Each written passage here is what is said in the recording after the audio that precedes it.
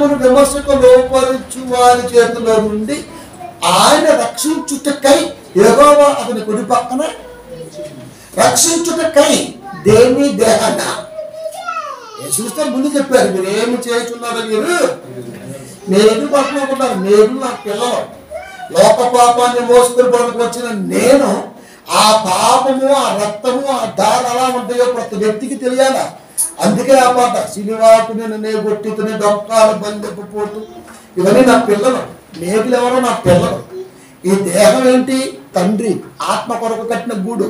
ఈ పశ్చిమరాని ఏంటి? సింబాలిక్ పాపం. లోకమనే పాపాన్ని బరువుదని మరి పశ్చిమాను బరువు కొట్టదు, మరి మోసుకొని పోవాలా. కనుక పెడిత కొట్టడమైనటువంటిది పశ్చిమాను కొడితేనే గట్టికుంటది. మీకు తెలియకుండానే పశ్చిమాను, మీకు తెలియకుండానే బారుమేగులు, మీకు తెలియకుండానే శిలువ మరణం నా తండ్రి రాసుకున్నాడు. మానవ అనగా పాప భారము, మేకులు అనగా నా పిల్లల పాపక్షమాపణ, నా పిల్లలు. అది ఇప్పుడు దించాలి. ఆత్మ వెళ్ళిపోతుంది కాలానికి. ఇప్పుడు దించాలి. రక్షించను దించాలి. దించాలంటే ఎవరు దించాలి? పసకా పండుగ ఎంత అవుతుంది? 6 గంటలకి స్టార్ట్ అవుతుంది. ఇదులకి రోజు ఇదులు స్టార్ట్ అవుతుంది 6 గంటలకి. అక్కడ ఉండకూడదు సిలువ, అంచె ఉంచకూడదు. ఇంకా దించాలి. ఇప్పుడు దించాలి అంటే దించేటువంటి శవాన్ని ఎక్కడ పెట్టాలి? పూడ్చి పెట్టాలి. సహజంగా జరిగింది. కానీ పూర్వకూడదు. పక్కన ఉండి టోటల్ డైరెక్షన్ జరుగుతుంటే హరిమతయి నడిపించుకుంటూ వచ్చేసాడు.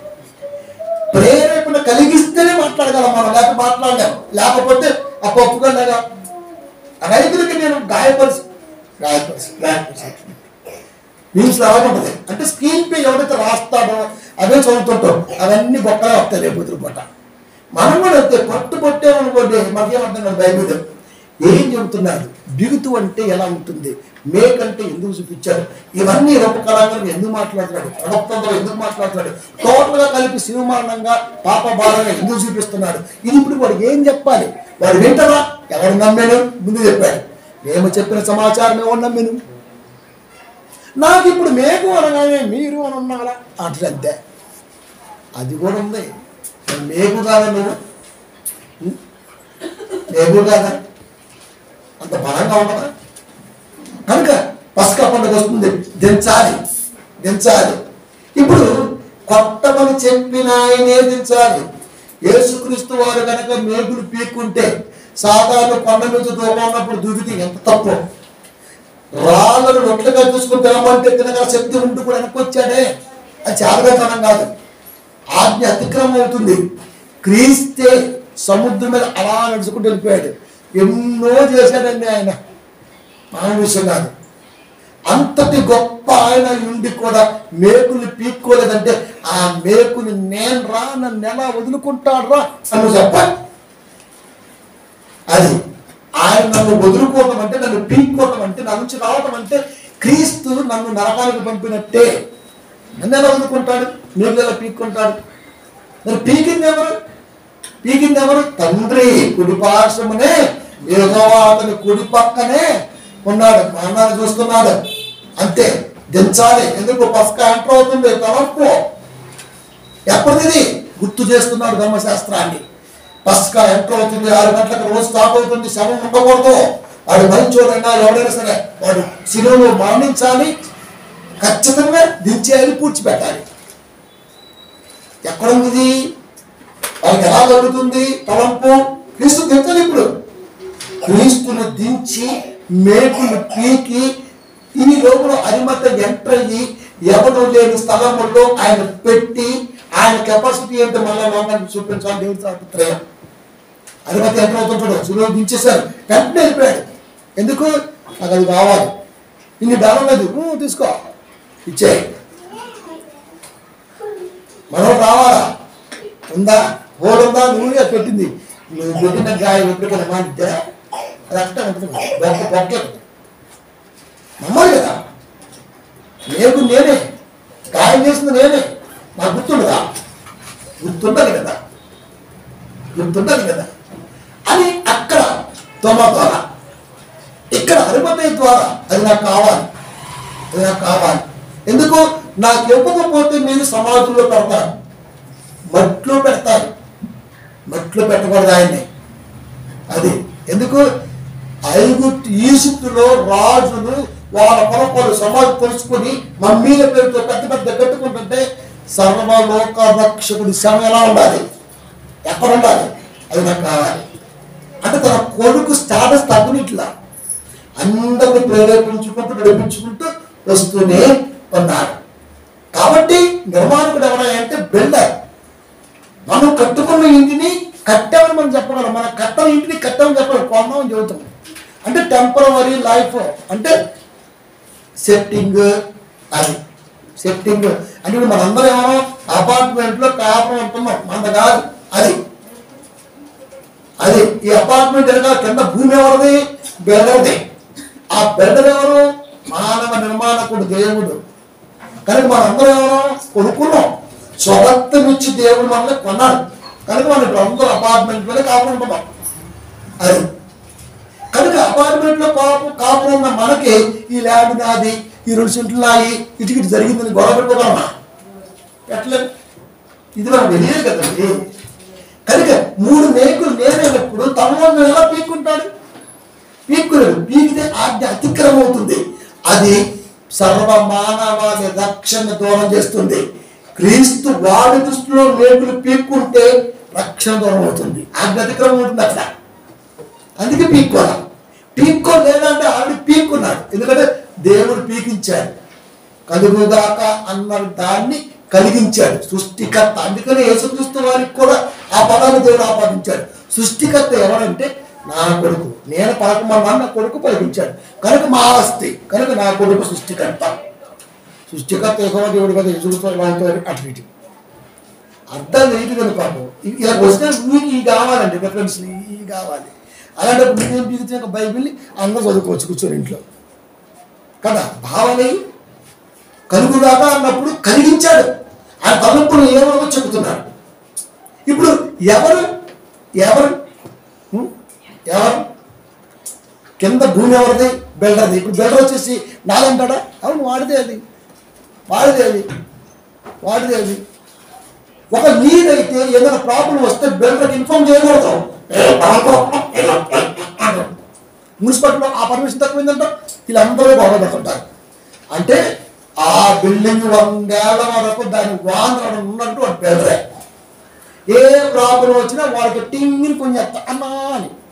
మరి నీదే కదా, నువ్వే సాల్వ్ చేసుకోవచ్చు. మరి మీ అందరికీ సాల్వ్ చేసుకోవచ్చుగా. ఆహా, డ్రైనేజ్ ప్రాబ్లం వచ్చి మీరు పర్మిషన్ అంటే వచ్చి అంటే మనం. కనుక ఈ దేహం ఉన్న పరిస్థితి మొత్తం దైవాధీనమే. నువ్వు ఓన్లీ అంతే. కనుక నువ్వెలా పీక్కుంటావు? ఏదైనా వస్తే ఆయన చెబుతాం, పిల్లలు చెబుతాం. కనుక ఆయనే తీయాలి, ఆయనే చేయాలి. కనుక యేసుక్రీస్తు వారు పీక్కోలేదంటే మనం చేసుకోలేమా? చేసుకోగలం. పీక్కోలేదంటే పీక్కోగలం. ఏది? ఆ మేకుల్ని. కానీ ఆ మేకు ఎవరో తెలుసా? ఆడి కంటికి కనబడింది మనం. నిన్నెలా వైకుంటాను రా, నిన్న వైకుంటాను. శాతం పేరు చూడండి. కానీ ఇప్పుడు దించాలి సవాల్. లాస్ట్ మాట దివ్యోపదేశ కాలం 21, 23 మరణ శిక్షకు తగిన పాపం ఒకడు చెయ్యగా అతను చంపి మ్రాని మీద వేలాడదీసిన ఎడలా. రెవస్లో చూసారా? చంపి మాన మీద వేలాడదీయాలంట. కానీ ఇక్కడ మాను మీదే వేలాడదీస్తున్నారు కదా. ఫస్ట్ చంపాలంటండి, చంపి అప్పుడు ఊరి పాడు వేయాలంట మాను మీద. ఇక సచ్చినోడిని మాను మీద పెడితే ఎందుకు, కింద పెట్టేందుకు? అతన్ని చంపి మ్రాని మీద వేలాడదీసిన ఎడల అతని శవము మ్రాని మీద రాత్రి వేళ నిలవకూడదు. అందుకే మనం చాలా అంటుంటారు ఆ రాత్రి సేవ ఉండకూడదండి అది. అర్ధరాత్రి పూట కూడా అంబులెన్స్ సేవలు వచ్చే చాలా ఊర్లకి. అది ఎప్పటికీ హాస్పిటల్ అర్ధరాత్రి పూట అలాగే ఉంటుంటాయి. ఆ పక్కన క్యాటీన్ ఉంటుంది. ఆ శవాల కంపు, ఈ నూనె కంపు 2 కలిపి టేస్ట్ బాగుంటాయి. మీరు హాస్పిటల్ చూడండి, అక్కడ మార్చి పక్కనే ఉంటుంది. దాని పక్కనే హోటల్, ఆ పక్కనే ఛాయ్, ఆ పక్కనే టిఫిన్, అన్ని మెడికల్ షాపు అక్కడే ఉంటాయి. శవం పక్కనే మార్చి కదా అక్కడే. కనుక రాత్రి వేళ ఉండకూడదు. ఆనాడు పోతే నమ్మ చేస్తున్నాం, రాత్రి వేళ ఉండకూడదు. నీ దేవుడే నీకు స్వాస్థ్యముగా నీకు ఇచ్చుచున్న దేశమున నీవు అపవిత్రపరచకుండానట్లు అగత్యముగా ఆ దినమున వారిని పాతి పెట్టవలెను. శవం అక్కడుంటే ఊరికి అనిష్టం. అది నీ దేవుని స్వాస్థ్యంగా నీకు ఇచ్చిన దేశంలో నీవు అపవిత్రపడతావు శవం ఉంటే. కనుక శవం ఉండకూడదు అంటే దేశానికి అపవిత్రత తగలకుండా రాత్రి కాగానే శవాన్ని దించాలి. ఎందుకు? మరణ శిక్షకు తగిన పాపము ఒకడు చేయగా అని చంపిస్తున్న ఎలా తీయాల. కానీ ఆయనే పాప పరిహారాంత బలిగా తను తాను ఎంచుకున్నాడు.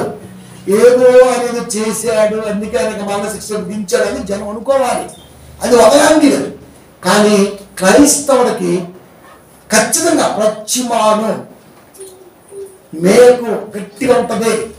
ఇవన్నీ ఏం చెబుతున్నాయి అంటే మాను అనగా పాపం, మేకు అనగా నేను. క్రీస్తు నా కొరకు పాపాల నిమిత్తం గాయపరచబడి మరణమై తిరిగి లేచాడు. అది సిలువ. సిలువ మరణం నిజంగా లేచాడు. ఆ మేకు బిగుతుగా ఉండాలి. పశ్చిమమైతేనే ఉంటుంది, మళ్ళా లేకపోతే ఉండదు. బిగుతుగా ఉండాలి. అంతేకాదు ఇంకెలా ఉండాలి? దిట్టమైన చోట నిన్ను ఎక్కడ నిలబెట్టాలో అక్కడ నిలబెట్టాలి. క్రీస్తే నీకు దిట్టంగా ఉండగలడు. మిగతా లోకములో ఎవడు దిట్టంగా లేడు, అంతా మాయగానే. కనుక యేసుక్రీస్తు బలిష్ఠుడు. ఆ బలిష్ఠుడు చేతిలో బలంగా ఉండాలి. ఎందుకంటే నీ పాపాల కొరకు సిలువెక్కాడు, నీ కొరకు మరణించాడు, నీ కొరకు తిరిగి లేచాడు, నీ కొరకే వాక్యాన్ని ఇచ్చాడు. ఎదుటి వాడికి నువ్వేంటో చెప్పాలి. వాడు ప్రశ్నిస్తున్నాడంటే నువ్వు ఆన్సర్ చెప్పలేక కాదు, ఆన్సర్ చెబితే ఆజ్ఞ అతిక్రమం అవుతుంది. అక్కడ పీక్కుంటే ఆజ్ఞ అతిక్రమం అవుతుంది. జయం చెప్పింది యేసుక్రీస్తు వారు చేస్తే ఆజ్ఞ అతిక్రమం అవుతుంది. అందుకే సాతాను నన్ను ప్రేరేపించుకోపో చెప్పేశాడు. కనుక పీక్కోలేదు అంటే పీక్కోలేక కాదు, పీకింది దేవుడు, కొట్టించింది దేవుడు. ఆ మేకులు మేము, గాయపరిచింది మేము. అది ఆ పాపం అంత బరువుగా ఉన్నది. ఒక వ్యక్తి మోయలేంత పాపం, లోక పాపాన్ని మోస్తున్నాడు. కాబట్టి లోక ప్రక్షాళన కొరకు ఏది వడుకుతున్న ప్రతి దానికి సాత్వికముతో నేను కూడా వాక్యాన్ని తీసుకుని గోడకి కొడితే కొడుక్కి దిగాల. నేను ఎవరిని? మేకుని. మేకి కూర్చున్నానా? కూర్చొని మరి కూర్చుంటానే అంటే ఎంత బాగుంది. ఇలా తీసుకొని చూసిన వాక్యాన్ని మేకుని నేనైతే దేవుడి మాట తీసుకొని బలిష్ట దిట్టమైన చోట అంటే బైబిల్ దిట్టం ఎక్కడ ఉంది? వాక్యం అన్నాడు అంటే వాక్యం బైబిల్ ఉంది. దిట్టమైన చోట రెఫరెన్స్ తీసుకొని మేకునే నేను వచ్చి గోడకేసి కొడితే నాకు చచ్చిపోద్దా. ఇప్పుడు చెప్పు, మేకు వేదకపోతే నువ్వు దుదేగినే అవును. ఎంత బలం చూసారా? క్రీస్తులో అతకబడ్డాం, వచ్చి మాలకు దెగ్గొట్టబడ్డాం. అది ఎవరు తీయగా రాదు. ఇంకా చూడండి, మీరు కావాలి చెట్టు కుట్టరు, మేము చూడండి కేసు అయితే అలా కొట్టేది మామూలు గుర్తున్నాడు. చింపాలి పీకల విగ్రహం బిక్సుపోతుంది, అది టకటకటకని పుట్టింటది. అది చెక్క కొట్టి చూడు, 4 పేరు కిట్ట కొట్టి ఊరిపోతుంది. చెక్క ఇంటికి జీవం లేదు దాంట్లో, కానీ దాంట్లో జీవం ఉన్నది. దేవుడు జీవాది పతి. నేను జీవము గల దేవుని చేతులు వంగని మేకును. మన ఎన్ని వంగే మేకులే. ఎవరి దగ్గర అంత పట్టలేదు, ఎవరి దగ్గర అంత మునుకోల లేదు. ఆ ముందుకన్నా ఉన్నాం మనం. గోడ పొరపాటు గట్టి పోతే ఒకరి పాటు బొంబాయి మేకులే. బొంబాయి అసాం అంటే అర్థమేంటి?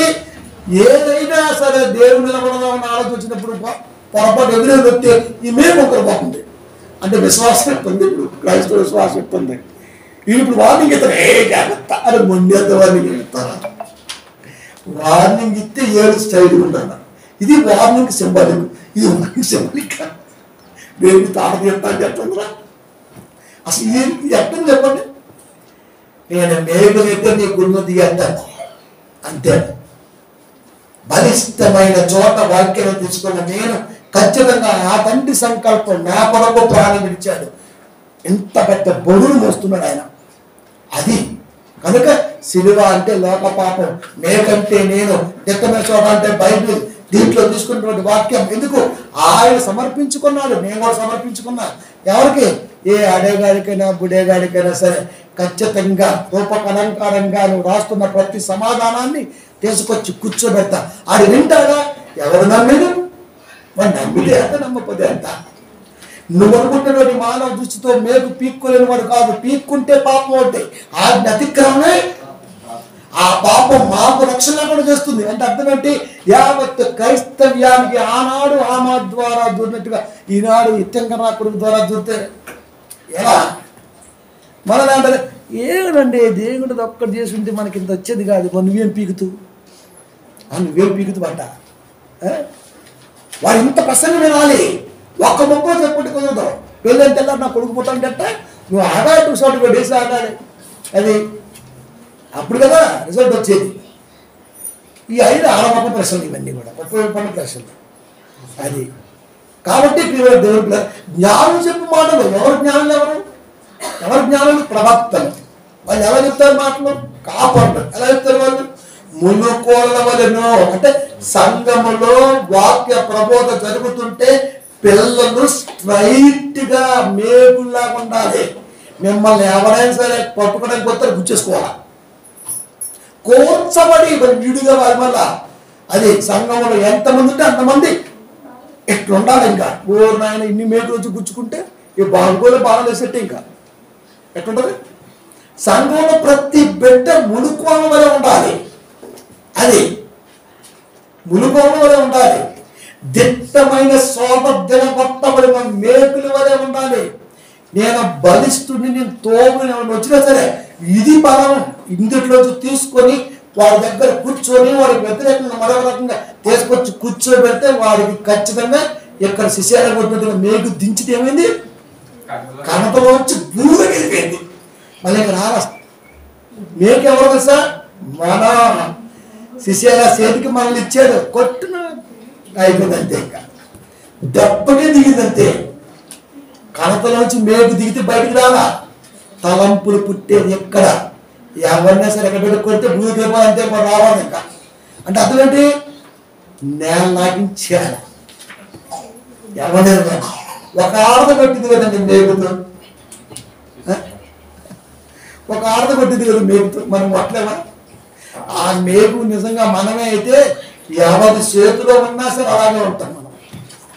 కాబట్టి సాతాను గారి ప్రేరేపణ ఏంటంటే రెఫరెన్స్ చూపిస్తూ ఆనాడు వాళ్ళు వేసిందే వేస్తూ పీక్కోలేనుడు. పీక్కోలేనంటే ఆయన మమ్మల్ని ఎలా పీక్కుంటాడు? మమ్మల్ని పాము కనుక మైకం నమ్మితే పిల్లలు కాటేసినట్టుగా దేవుడికి మైకం నమ్మిందే మమ్మల్ని కాటడానికి. ఇన్ని కదా మేము కాటేయాల్సింది.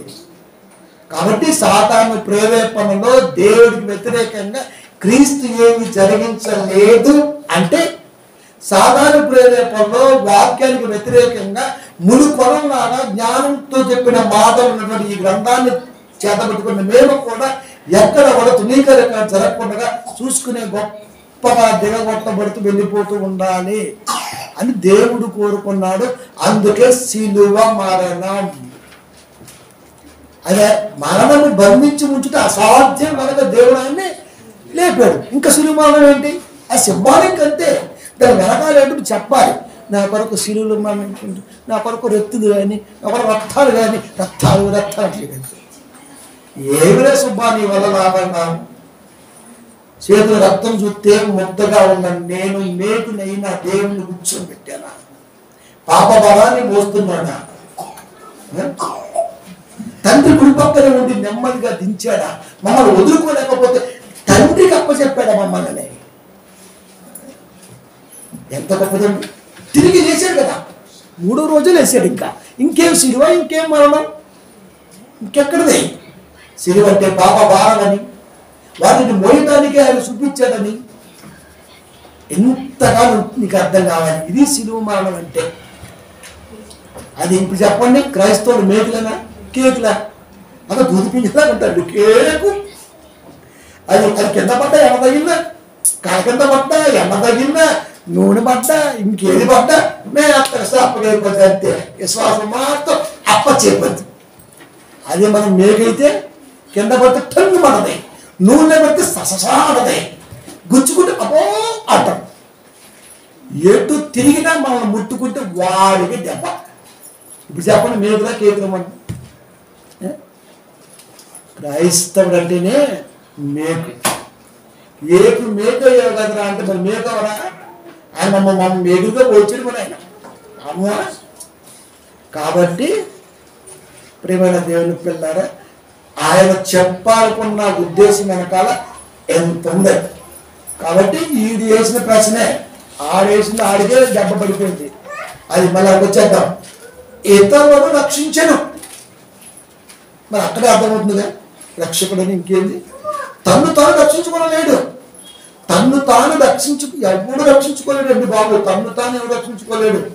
నీకు జబ్బు చేస్తే హాస్పిటల్ పోవడం డాక్టర్ దిక్కు, అప్పు వస్తే వేరేవాడు అప్పేవాడు వాడే దిక్కు, ఆకలి అయితే బాగా ఉండి పెట్టాలి ఆమె దిక్కు, అది చదువు రాకపోతే పిల్లలు చదివి పెట్టాలి వాళ్ళే దిక్కు, డ్రైవింగ్ రాకపోతే డ్రైవింగ్ పెట్టాలి వాడే దిక్కు, ఏమి రాకపోతే అది ఎదురు చేసి పెట్టాల్సిందే, ఆడే దిక్కు.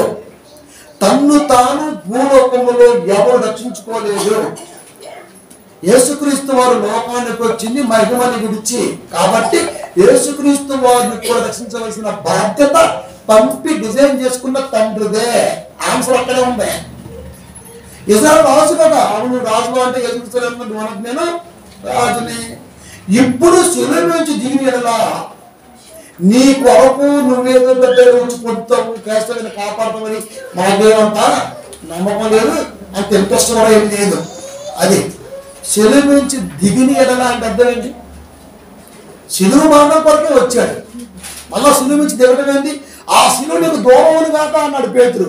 సాతానా ఓ శిష్యుడిని ఆవరించి ఆ మాట అంటేనే శిష్యుడు కాబట్టి ప్రియంగా పో అన్నాడు. నిన్ను ఏమన్నా, ఎందుకు? నీకు మూడింది కాబట్టి. అది నిన్ను ఏమన్నా, ఎందుకు? నీకు మూడింది కాబట్టి. శిష్యుడిని కాబట్టి గద్దించాడు. నా తప్పు అనర్థం, అది వచ్చిందే శిలువ మరణానికి. ఇప్పుడు అర్థమవుతుంది నీకు, ఇప్పుడు అర్థమవుతుంది. అయ్యా మేము ఆ గిన్నె తాగుతాం అయ్యా, అది తాగుతారా? ఏముంది, ఇట్లా పోయేటట్టు తాగటమే కదా.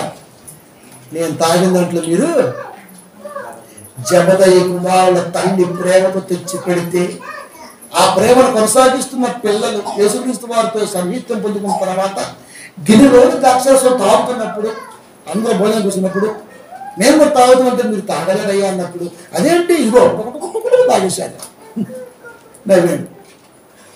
తర్వాత అర్థమైంది వాళ్ళకి, గిన్నె అంటే పోతున్న ప్రాణం, ద బౌల్ ఆఫ్ బ్లడ్. ఇప్పుడు ఇది అర్థం కాదు, టైం పట్టింది. అంటే గిన్నె, ఆ గిన్నె అంటే మేము కూడా సాగుతున్నాం, చచ్చింది పోయి ఇంకా బౌల్ ఆఫ్ బ్లడ్ అయిపోయింది. ఇంకా ఇప్పుడు దాకా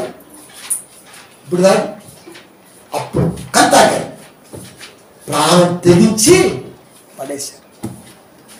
కొద్ది కాళ్ళకి అర్థమవుతుంది ఏదైనా సరే, అప్పుడే అర్థం అవుతుంది. అందుకనే క్రీస్తు అంత గొప్పోడయ్యాడు. ప్రశ్నించడం ఏముందరా, నువ్వు రాజు కదా, రాజుని శరీరం నుంచి దిగు. ఎందుకు దిగుతాడు? ఎక్కింది దిగడానికి కాదు, ఎక్కించినా దించుతాడు. కొడుకు మెట్లు ఎక్కేస్తాడు తండ్రి, మళ్ళీ తండ్రి దించుతాడు. ఏం కదా నా దూకే నేను చూసుకుంటా అంటే కాలిపోతాడు. నా జాగ్రత్తగా ఎక్కు ఎక్కు ఎక్కు. అప్పుడప్పుడు చరణ్ ఎక్కిస్తుంటా పైకి విచ్చినేసి, మళ్ళీ నేను దించుతుంటాను. నా జాగ్రత్తగా ఎటు దిగు అన్నవారుకో. ఎట్లా ప్రాక్టీస్ నేర్పుతూ ఉండాలి. కాబట్టి తండ్రి అనే అతను శిలువ మరణాన్ని డిజైన్ చేసి ఇలా డిజైన్ చేసినప్పుడు ఆ డిజైన్కి మరలా విముక్తిని కలిగించేది కూడా తండ్రి. మధ్యలో ఏది జరిగిన ఆజ్ఞాతిక్రమమే అవుతుంది. ఆజ్ఞాతిక్రమం అయితే క్రైస్తవులకు రక్షణ లేదు అంటే ఈ చంబాబాబా గారు ఏం చేశారు తెలుసా, మనకు రక్షణ ఉండకూడదని ఈ ప్రశ్నలు ఆమెత్తారు. వీడంతా తెంగడు ఇంకా. అరే ఆల్రెడీ మేము రక్షణకి నిదర్శనంగా ఉన్నటువంటి పిల్లలం, మేము మేకులు, మా నుంచి ఏది ఎవడో తీసుకెళ్ళలేదు. కాబట్టి మునికోలలో దిట్టమైన చోట దిగబొట్టబడిన మేకులు, ప్రత్యుమాను దిట్టమైంది. క్రీస్తుని మా పాపాలతో దిగగొట్టింది మేమే, దించింది తండ్రి. తండ్రి చేతిలో మమ్మల్ని పెట్టాడు, తండ్రి నన్ను మాకు వాక్యాన్ని పెట్టాడు. యేసుక్రీస్తు వారు ఇప్పుడు చూస్తూ ఉన్నారు తండ్రి దగ్గర నుంచి. చెప్పమని ఇప్పుడు 1 పేతురు 3:22 లాస్ట్ అన్నాడు, ఆయన పరలోకమునకు వెళ్ళి దూతల మీదను అధికారుల మీదను అధికారం గలవాడి శక్తుల మీదను అధికారం గలవాడి తండ్రి కుడి పార్శ్వమున కుమారుని మరణములో భూలోకములో తండ్రి కుమారుని కుడి పార్శ్వమున ఉన్నాడు. ఆ కుమారుని తీసుకెళ్ళినటువంటి తండ్రి తన కుడి పక్కన పెట్టుకున్నాడు. స్టెఫెను మరణిస్తే కుడి పక్కన ఉన్నటువంటి యేసుక్రీస్తు వారు లేచి నిలబడ్డాడు. ఒరే ఎన్ని మీరు అర్థమవుతున్నాయా? కొడుకు పోకంటే కుడి పక్కన ఉన్నాడు, కొడుకు తీసుకెళ్లి కుడి పక్కన కూర్చోబెట్టాడు. స్టెఫెను తన రోషముగా బోధకు చనిపోతే కుడి పక్కనటువంటి కూర్చున్నటువంటి యేసుక్రీస్తు వారు తిరిగి లేచారు. కుడి పక్కన తండ్రి, కుడి పక్కన కుమారుడు. ఒక సేవకుడు తన కొరకు మరణిస్తే లేచి హర్షం చేశారు. అలాంటి ప్రసంగం చేయలే, చెడిపోయింది. తెలుసా మీకు? స్టెఫెను ప్రసంగం ప్రపంచాన్ని చుచ్చుపోయించింది. హర్షం చెప్పారు తండ్రి కొడుకు తెలిసి. తెలుసా? అబ్బా ఏంటి నాన్న అచ్చనికి నాకంటే ఆ పదం నువ్వేమన్నావు సిలువలో ఏడోమాట ఏమన్నావు? తండ్రి నా ఆత్మను అదే మాట పెట్టారు స్టెఫెను. వీరేమి చేస్తున్నారు? వీరేమో నా ఆత్మను. ఇప్పుడు ఏం చేయాలి? మన ఇద్దరు మన శాస్త్రం చూద్దామా? అల్లే అంతే. తండ్రి కొడుకు కలిసి స్టెఫెన్కి యాక్సెప్ట్ చెప్పారు. ఇంకెవరికి చెప్పలేదు. బతికితే అలా బతకాలి. ఆడమూలకి బతకడం ఎందుకు? ఆడిమూలకి బతకడం ఎందుకు? శాస్త్రంలోకి బతకడం ఎందుకు? బైబుల్ రావణంలోకి బతకడం ఎందుకు? బందేసుకో బైబుల్ రాకపోతే. అది నీకు అర్థమైంది ప్రియమైన దేవుని పిల్ల. కాబట్టి ప్రతి దాన్ని కూడా తండ్రి ఉద్దేశం ఆలోచిస్తూనే ఉండాలి. అది నీకోసం ఎత్తే గడగడ ఉరిగిపోయి మేమేదో చుచ్చు పోసుకుంటూ అనుకోమాకు. మేము వచ్చామంటే బ్లాడ్ 2 బ్లాడ్ ఒకటి పాయు 2 పాయు పాయు బంధు పాయు. కాబట్టి ముసలి నక్క నీకేం తెలియలే కానీ నువ్వు ఊరోలా తిరుక్కుంటా సన్నాసులు అవి తిరుగుతావు. నువ్వు బెసలు వేస్తూ ఉండు, మేము సమాధానం ఎత్తా ఉంటాం. చేసుకో. దాని పక్కన ఇంకొక 10 ఉంటే ఆన్సర్లో అదే. కాబట్టి నువ్వు సొంతంగా తెలుసు కానీ నువ్వేం మాట్లాడదు, ఎందుకంటే నీకు నోరు పడదు, నీకు లేవదు. కాబట్టి నీకు 4 బాళ్ళ మధ్య మాట్లాడుతున్నావా? ఏ కొరతంటే ఎదుగుతుంటే వాటిని అంతే. కాబట్టి ఏ ప్రశ్నకైనా దేవుని మనసులో ఫుల్ఫిల్గా 1.5 గంట పాటు సమాధానం వినగలిగే స్తోమత ఉన్నవాడికి అర్థమైంది జవాబు. ఒక మొక్కలో చెప్పు, ఒక మొక్కలో చెప్పు, నీ అమ్మ పేరు ఒక మొక్కలో చెప్పలేవు నువ్వు. అది నీ అమ్మ పేరు చేతులు అలివేలు వంద తయారు ఒక్క మొక్కలో చెప్పు. ఒక్కటే మొక్క నీ అమ్మ పేరు చెప్పు. ప్రపంచంలో ఎవరన్నాడు నీ ప్రశ్న?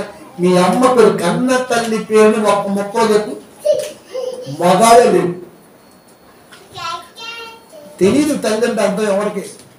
అది మీ అమ్మ పేరు చెప్పు, కన్న తల్లి చెప్పు. కాబట్టి తల్లి పేరే చెప్పలేవు, ఇంక నువ్వేం చెప్తున్నా కానీ నువ్వు తిరుగు తిరుగుతుంది. ఇంకా ఆడపో అనుకొని తిరిగి సన్యాసి కదా మరి, సన్నాసి కదా మరి. నువ్వు 2 సన్యాసి ప్లస్ సన్నాసి. ఈ డాబరగాడండి బాగా తుప్పుడు మాట్లాడుతుంది, అన్ని అబద్ధాలే మాట్లాడుతున్నాం. అది కాబట్టి నీ అబద్ధాలు కొనసాగుతూ ఉండాలి. దానికి మేము బాగా మేకులు దించుతూనే ఉండాలి, తెగబడుతూనే ఉంటాయి. ఒకటి కాదు రే, ఎన్నుండి తెలుసు అక్కడ. ఎన్నని చెప్పాడండి? ఎన్నని చెప్పాడు? చక్కగా కూర్చబడి. ఒక మేకు కాదు రే స్వామి, చక్కగా కూర్చబడి ఒకదాని పక్కన సంఘములో కాపురి ద్వారా విడుదల పడుతున్న జ్ఞానాన్ని పిల్లలందరూ క్యాచ్ చేసుకుని ఒక్కొక్క మేకే నిలబడితే ఈ ఆడగాని మగాని ఆడింగోడి పేరు పెట్టుకుని నిలబడతాడండి ఇంకా. కాబట్టి ప్రియమైన దేవుని పిల్లల, సంఘములో పిల్లలంటే మేకులు. నీ విశ్వాసం అంటే విశ్వాసమే అంటే మేకు కాదైతే నువ్వు విశ్వాసం మేమండి ఆ సంఘం విశ్వాసం అండి చెప్పాడికి ఆ సంఘం మేకులు అని చెప్పు మేకులేంటరే నువ్వు సగం బట్టి మేము తీసుకోవట్లే అక్కడ చెప్పి ఏం పోతాను నీకు సమాధానం కలిగాను ఒరే నాకు సమాధానం ఏంటంటే నాకు సమాధానం కలిగిపోతున్నాను నీకు సమాధానం కావాలి కాబట్టి ప్రైజ్రా అన్నాడు చూసింది ప్రతి ఒక పేరు పెట్టుకోండి షెల్లు అంట షెల్లు సమాధానం ఎప్పుడు దొరికిందండి సచ్చినప్పుడు దొరికింది అది దేవుడు నీకు సమాధానము దొరుకునుగా ఆమె అన్నాడు దేవుడు శవం దగ్గర అనేదాన్ని అది బతికుండగానే సమాధానం పెడతారు కాబట్టి ప్రియమైన దేవుని పిల్లలు ఇదంతా అలాగే ఉంటుంటారు కాబట్టి ఎవడేం ప్రశ్నించినా టెన్షన్ అవ్వాల్సిన అవసరం లేదు మన దగ్గర పెద్ద దిట్టమైన గ్రంథం ఉంది చెప్పలేని ఓపిక ఉంది ఇంకో గంట గురించి ఎక్స్ప్లెయిన్ చేయడానికి ఇంకా మంచి ఛాన్స్ ఉంది కాబట్టి ఇప్పుడు దానికి చాలు కాబట్టి ఆడన్నట్టుగా దేవుడు కనుక రోషం కలిగి ఆనాడు సాతాను మాటని దూకిన రావు నొక్కి చూసుకుని తిన్నా పేరు శిష్యుడు కాబట్టి ప్రేమించి సినిమా మనకు దూరం అయినా ఈ రోజున మనకు రక్షణే లేదు కాబట్టి ఆ రక్షకుడు మనకు రక్షణ ఇచ్చాడంటే తండ్రి మాటను స్వీకరించాడు కనుక అతను రక్షించుటకై యెహోవా అతని కుడి పక్కన పిలుచున్నాడు రక్షించవలసింది దేవుడు శిలువ మేకులు అంటే మేము మమ్మల్ని మరణములో కూడా దేవుడు వదులుకోలేదు కనుక మమ్మల్ని అట్టి పెట్టుకొని మరణించాడు ఆయనే వాటిని తీసి ఆ మేకులు మరలా ఆయన తన రెక్కల కింద భద్రపరిచాడు అందుకే తన బలిష్టమైన రెక్కల కింద అని పదపడడం చూశాడు అది మనందరినీ పీకి తన రెక్కల కింద పెట్టుకున్నాడు దగ్గరికి కాపలాగా అది ఫస్ట్ మీరు చూడండి ఏదైనా పీకి ఎట్ట పెడతాం సంకల నీకు తెలియదు ఎన్ని నీకు చేస్తాం అని తెలియదు ఏదో వస్తు తీసుకుంటే పైన పెట్టి ఎక్కడ ఎందుకు పెట్టారు దేవుడు చెప్పారు జారిపోకుండా అది జారిపోకుండా అది కాబట్టి నీకు తెలియకుండా జరుగుతుంది అవి నీకు తెలిస్తే బాగుంటుంది కాబట్టి బలిష్టమైన రెక్కల కింద దేన మనసు కలిగి మేకులాగా ఎవడు వచ్చినా ఒక్కటగా వెళ్ళి గుద్దితే బ్లడ్ వచ్చేసుకోవాలి అంటే రెండోసారి ప్రశ్నించడానికి భయపడాలి అమ్మో ఈ ఆదాయకున్నాను ఇది బస్సు ఎక్కువడుతున్నాను ఇది కారు ఎక్కువడుతున్నాను ఇది బైక్ ఎక్కువడుతున్నాను వాటితో వాటికి తెలియదు ఆ భయం వాడికి కలగాలి దేవుని మనసు అంటే అంతే కాబట్టి దేనికైనా సరే ఆదివారం ఏంటమ్మా ఆదివారం దుర్గుడికి దొరకనిది ఆడింగోడికి అందనిది దేవుడు చిన్న పిల్లలను సంహరించమన్నాడా అని ఇందులో పేరులో పెట్టి ఒక్క కామెంట్ రాట్లేదు దుర్గుడికి దొరకనిది జ్ఞానం ఆడింగోడికి అందనిది జ్ఞానం దేవుడు చిన్న పిల్లలను సంహరించమన్నాడా మరి పాత మరి అలాగే మరి సంహరించమన్నా దేవుడు మరి అదే క్వశ్చన్ రాంగ్ చేయడా కాకపోతే క్వశ్చన్ రాంగ్ చేశాడు ఆన్సర్ అంటే ఆదివారం చూద్దాం కాబట్టి మళ్ళీ రివ్యూ చేస్తున్నా సిలువలో 3 మేకులు పీక్కోలేని వాడు దేవుడా అంటే ఎస్ పీక్కోలేదు కనుకనే దేవుడు అయ్యాడు అదే పీక్కుంటే నువ్వు అనుకున్నట్టుగా పీక్కుంటే నీకు మోసం వచ్చి నీ మానవుని మోసం పీక్కుంటే రక్షణ కరువు అయ్యేది సర్వలోక మానవ రక్షణ కరువు కొరకు ఆనాడు అది ప్రయత్నం చేసింది క్రీస్తు జయించారు ఈనాడు ఈ ఆరమహములు ప్రయత్నం చేస్తున్నాడు విశ్వాసం జరగటం కొరకు విశ్వాసం ద్వారా మీరేం జరగాల్సిన అవసరం లేదు మీరే పెద్ద మేకులు ఆయనకు ఇచ్చాడు దోమ తీరిపోతుంది మీ ఊరు రాడంటాడు ప్రార్థించుకుందాం